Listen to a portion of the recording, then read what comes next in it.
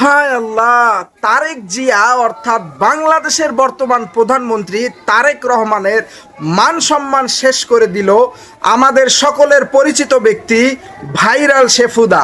প্রিয় দর্শক, কি বলল শেফুদা শুনলে হাসতে হাসতে আপনার পেটের চামড়া ব্যথা হয়ে যাবে। চলুন কথা না বাড়িয়ে আগে শেফুদা কি বলল তারেক রহমানকে সেটি একবার শুনে আসি। তারেক জিয়া, মোর প্রিয় ভাগিনা, অনেক অনেক আশা করে তোমাকে বাংলাদেশে পাঠাইছি, কিন্তু যেই লাউ সেই কদু।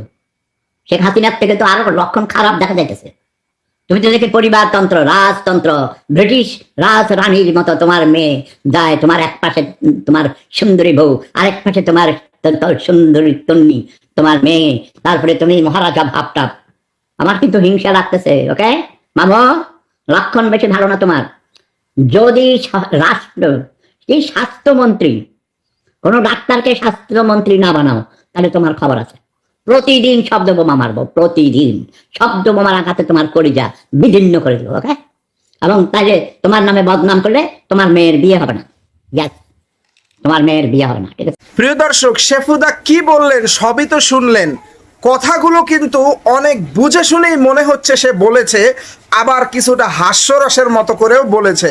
প্রিয় দর্শক, শেফুদার কথা শুনে আপনার অনুভূতি কেমন হচ্ছে অবশ্যই আপনার মতামতটি কমেন্ট বক্সে লিখুন।